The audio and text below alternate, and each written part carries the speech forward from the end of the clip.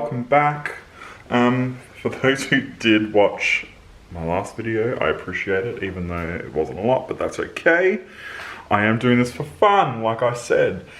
So this episode I'm gonna do, I literally just Googled easy recipes.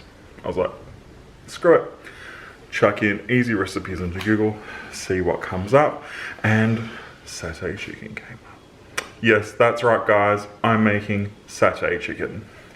So sit back, enjoy. Hopefully I can make this one a bit shorter. I felt like the last video was a little too long, you know, and I guess, you know, you don't realize how long it is until you put everything together. So sit back, relax, and enjoy. I'll see you soon. Okay guys, so on the bench you'll see all of your ingredients, and then moving on, so you've got a bowl. You'll have some curry powder, so about a teaspoon, some vinegar,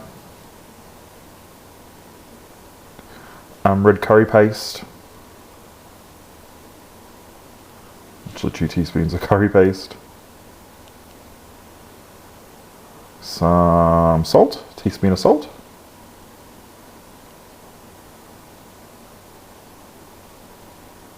and then I just whisked it all together a little bit. This was making the marinade for the chicken. Now what I didn't think to do was actually put the coconut milk in as well, which I didn't realize until after I did it, but I added the coconut milk short after, which you'll see very shortly. But now I'm just mixing it all together, just so that, you know, all the ingredients I combine as much as possible.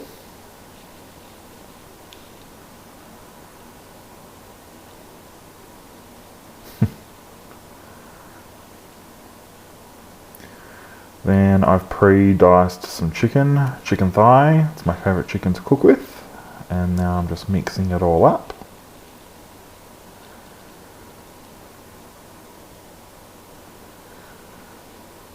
Using your hands is a bit easier when it comes to stuff like this, but when I use the coconut milk I tend to use a spoon. Just, I don't know, I don't like the feeling on my hands. But in this stuff, because it's a bit drier, it's a bit thicker, it's easier to use your hands and a wooden spoon, just because the spoon will absorb some of that mixture. So if you use your hands, you know, it just mixes with the chicken better, or with whatever you're cooking with. Now this is Thai chicken satay as well that I'm making.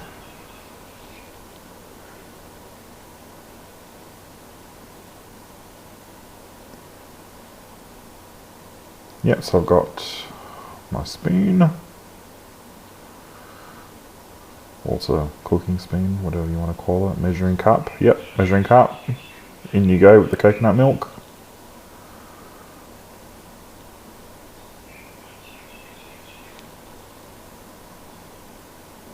I'm grabbing my wooden spoon by the looks of things and just mixing it through.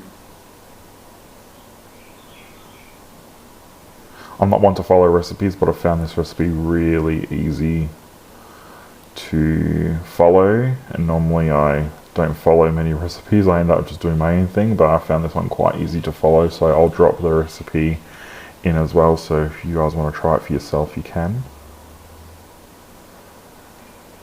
So I just want to make sure you give it a good mix, just so that the chicken is coated, because it will need to go in the fridge for, well, it should go in overnight as per recipe, but 20 minutes should be long enough for it to really absorb.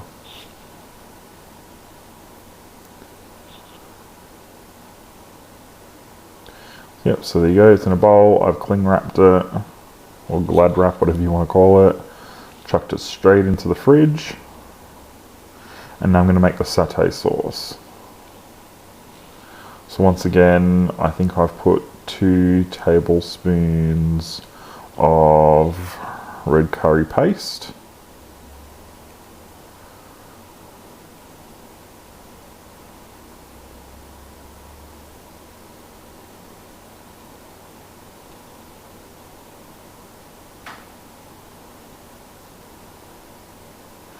Got my peanut butter.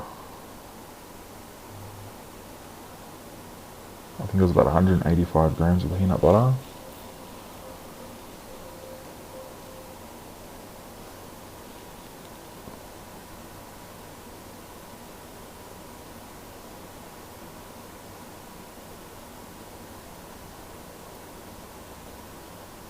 Don't mind the finger. I think if you know you're not cooking with your hands, I don't think you can really call it cooking. And I've dropped in the vinegar and the dark soy.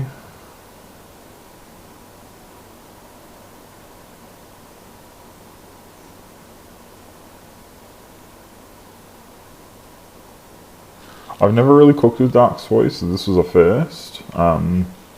Now, one thing I forgot to put in this was sugar, and I didn't realise that until after I cooked it. Now, you do use two different kinds of vinegar. You use a white vinegar and then like a brown vinegar, but the only vinegar that I could get was apple cider vinegar, which I don't think it really matters, to be honest. Oh, and then you need to add water as well. Now, I used this to mix it all together. I thought it was going to be the easiest because it's not going to stick as much, but peanut butter being peanut butter, it stuck quite a lot. And the one thing I didn't show you was actually how I cooked it.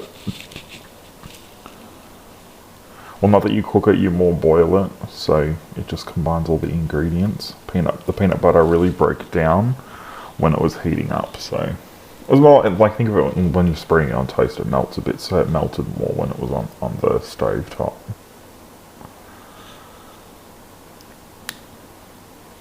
And now we are going to make our chicken skewers. So they are 20 minutes out of the fridge onto a plate. There's skewers, and then magic skewers.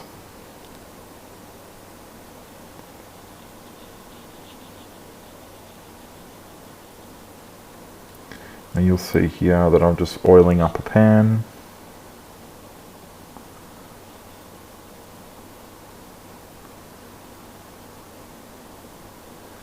Now for the purposes of this, I have muted everything so you can hear me speak, but you can see here from just looking, it is sizzling. It says to cook it for 3 to 4 minutes or until brown. I cooked it until it was a bit crunchy. Well, you could see that it was definitely brown on the outside.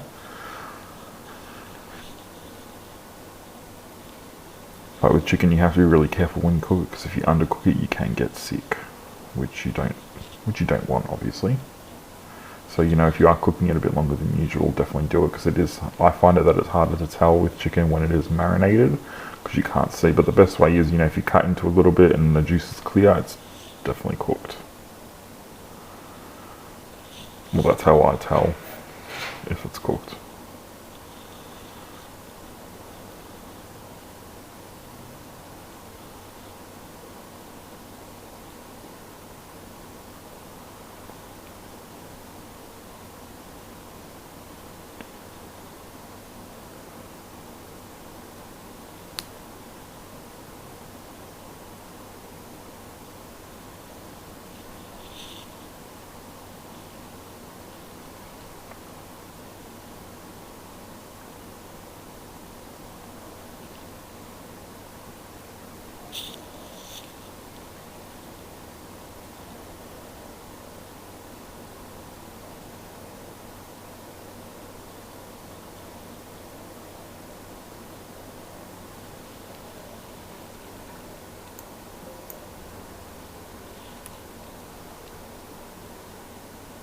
It's just sizzling and cooking now.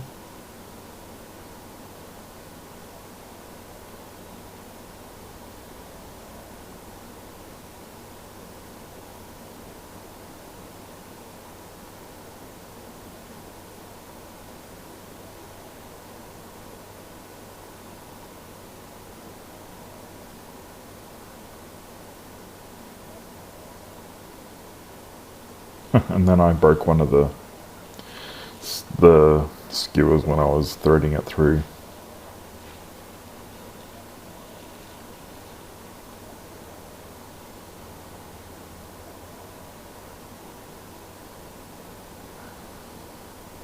And there you go. Okay guys, there you go. There you have it. Satay chicken. Very easy to make. The recipe was really easy to follow. Like I said, I literally just Googled. I'll drop the link for the website in the description and the video and the recipe as well. And I'm going to give it a try and I'll let you know how it all tastes. But it does look amazing. Thank you. Probably should have recorded what I just did, but I just took the chicken off the skewers and it fell off the skewers. It's beautifully cooked. And it is cooked because, you know, with chicken you can't be too careful. Let's try it with the sauce and the rice. It's, well, the satay. Alright.